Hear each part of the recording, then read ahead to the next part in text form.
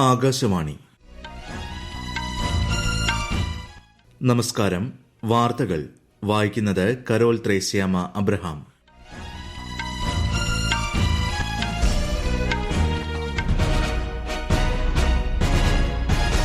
പ്രധാന വാർത്തകൾ.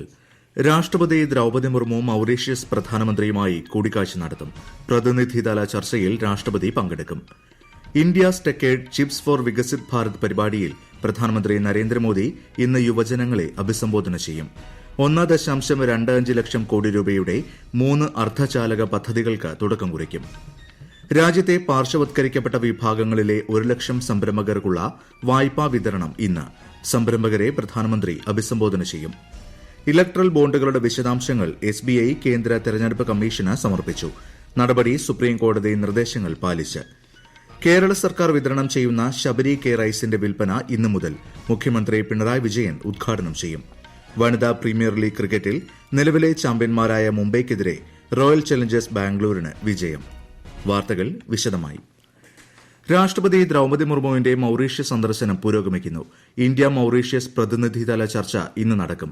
രാഷ്ട്രപതി ദ്രൌപദി മുർമു, മൌറീഷ്യസ് പ്രധാനമന്ത്രി പ്രവിന്ദ് കുമാർ ജുഗ്നാഥ് എന്നിവരുടെ സാന്നിധ്യത്തിലാണ് യോഗം. ധാരണാപത്രങ്ങൾ കൈമാറുന്നതിന് പുറമെ നിരവധി പദ്ധതികളുടെ ഉദ്ഘാടനവും നടക്കും. മൌറീഷ്യസിലെ ചരിത്ര പ്രധാന കേന്ദ്രങ്ങൾ രാഷ്ട്രപതി സന്ദർശിക്കും. തീർത്ഥാടന കേന്ദ്രമായ ഗംഗാ തലാവോയും ശ്രീമതി ദ്രൌപദി മുർമു സന്ദർശിക്കും.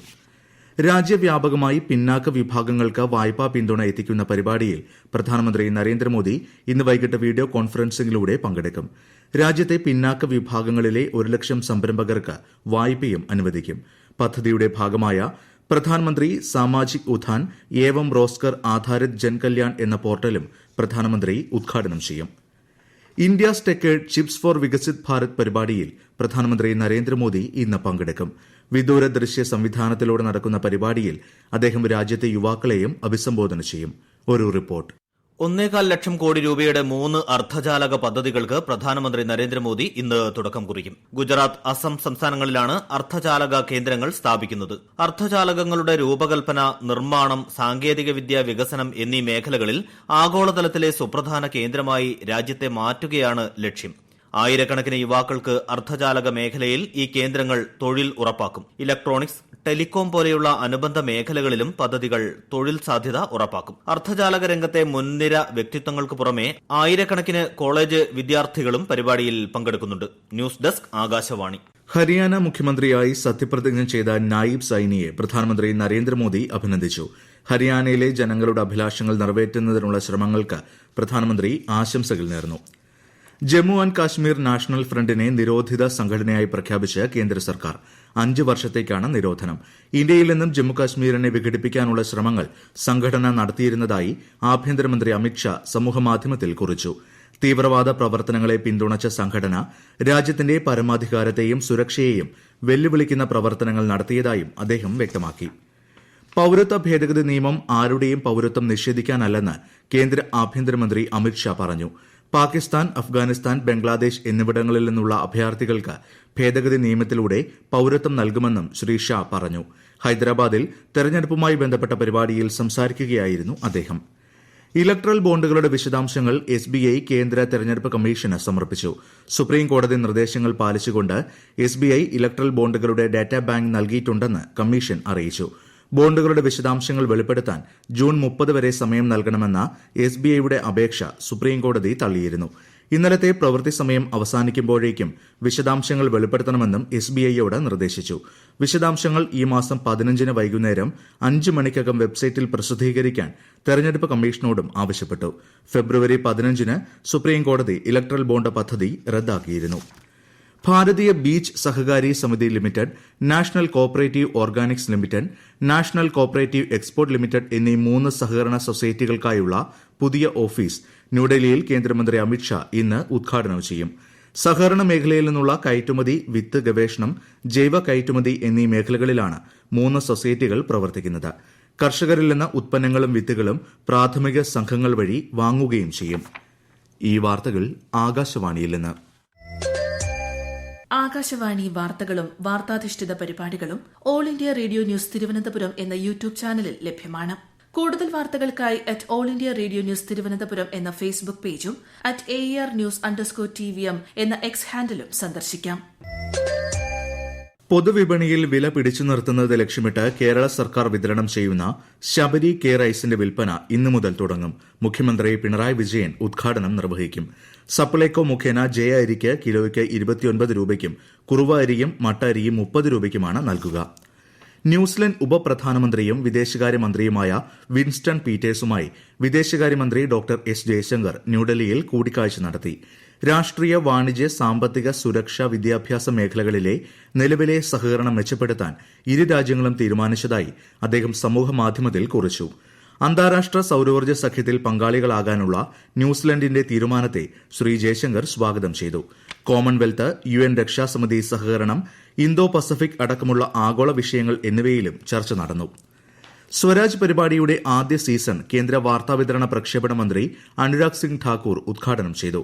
OTT പ്ലാറ്റ്ഫോമായ ആമസോണിലാണ് പരിപാടി. സർദാർ വല്ലഭായ് പട്ടേലിന്റെ ജീവിതത്തെ ആസ്പദമാക്കി ദൂരദർശനിൽ സംപ്രേഷണം ചെയ്യുന്ന സർദാർ ദ ഗെയിം ചേഞ്ചർ എന്ന സീരിയലിനും ചടങ്ങിൽ തുടക്കം കുറിച്ചു. രാജ്യത്തിനു വേണ്ടി എല്ലാം ത്യജിച്ച നമ്മുടെ മഹാരഥന്മാർക്ക് ഇത് യഥാർത്ഥ സ്മരണാഞ്ജലിയാണെന്ന് ചടങ്ങിൽ സംസാരിച്ച ശ്രീ ഠാക്കൂർ പറഞ്ഞു. പൌരത്വ ഭേദഗതി നിയമം, CAA വിജ്ഞാപനം എന്നീ വിഷയങ്ങളിൽ പശ്ചിമബംഗാൾ മുഖ്യമന്ത്രി മമതാ ബാനർജി കേന്ദ്ര സർക്കാരിനെ വിമർശിച്ചു. പശ്ചിമബംഗാളിൽ CAA നടപ്പാക്കാൻ അനുവദിക്കില്ല. പശ്ചിമബംഗാളിലെ മതുവ സമുദായക്കാരെ CAA ശക്തമായി ബാധിക്കുമെന്ന് മുഖ്യമന്ത്രി പറഞ്ഞു. അതേസമയം CAAയെക്കുറിച്ചുള്ള തെറ്റായ വിവരങ്ങൾ പ്രചരിപ്പിക്കുന്നതിൽ തൃണമൂൽ കോൺഗ്രസിനെയും മമതാ ബാനർജിയെയും BJP നേതാവും കേന്ദ്രമന്ത്രിയുമായ സ്മൃതി ഇറാനി ശക്തമായി അപലപിച്ചു. ഇന്ത്യയിലെ സീറോ ഫുഡ് ചിൽഡ്രൻ വിഷയത്തിൽ ജാമ നെറ്റ്വർക്ക് ഓപ്പൺ ജേണലിൽ പ്രസിദ്ധീകരിച്ച ലേഖനം വ്യാജ വാർത്തയെന്ന് കേന്ദ്ര സർക്കാർ. രാജ്യത്തെ കുട്ടികളുടെ പോഷകനില സംബന്ധിച്ച് യാതൊരുവിധ പ്രാഥമിക ഗവേഷണവും രചയിതാക്കൾ നടത്തിയിട്ടില്ലെന്ന് വനിതാ ശിശുവികസന മന്ത്രാലയം വ്യക്തമാക്കി. പട്ടിണി അനുഭവിക്കുന്ന കുട്ടികളെപ്പറ്റി സംസ്ഥാന ഭരണകൂടങ്ങളോ രാജ്യത്തെ ഏതെങ്കിലും സ്വകാര്യ സ്ഥാപനമോ ഇതുവരെ റിപ്പോർട്ട് ചെയ്തിട്ടില്ല. 6 മാസം മുതൽ 6 വയസ്സ് വരെ പ്രായമുള്ള 13.7 കോടി കുട്ടികളിൽ 8.9 കോടി പേരും അംഗനവാടികളിൽ രജിസ്റ്റർ ചെയ്യപ്പെട്ടിട്ടുണ്ടെന്നും മന്ത്രാലയം വ്യക്തമാക്കി.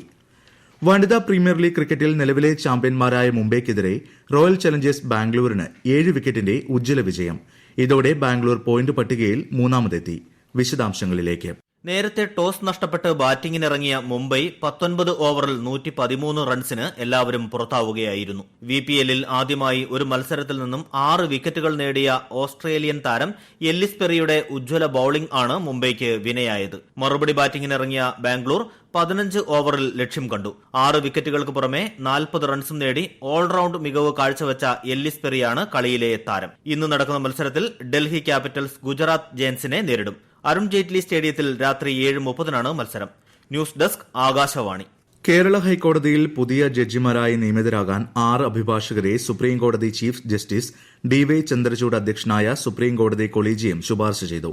അബ്ദുൽ ഹക്കീം, മുല്ലപ്പള്ളി അബ്ദുൽ ഹസീസ്, ശ്യാംകുമാർ വടക്കേ മുടവക്കാട്ട്, ഹരിശങ്കർ വിജയൻ മേനോൻ, മനു ശ്രീധരൻ നായർ, ഈശ്വരൻ സുബ്രഹ്മണി, മനോജ് പുലമ്പി മാധവൻ എന്നിവരെയാണ് കൊളീജിയം ശുപാർശ ചെയ്തത്.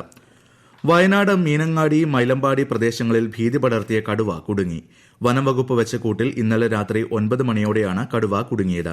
കഴിഞ്ഞ ദിവസം പ്രദേശത്തെ 3ഓളം വളർത്തുമൃഗങ്ങളെ കടുവ കൊന്നിരുന്നു. ഇതേ തുടർന്ന് പ്രദേശത്ത് ഇന്നലെ റോഡ് ഉപരോധം അടക്കമുള്ള പ്രതിഷേധവും നടന്നു. കടുവയെ ബത്തേരിയിലെ വന്യമൃഗ സംരക്ഷണ കേന്ദ്രത്തിലേക്ക് മാറ്റി.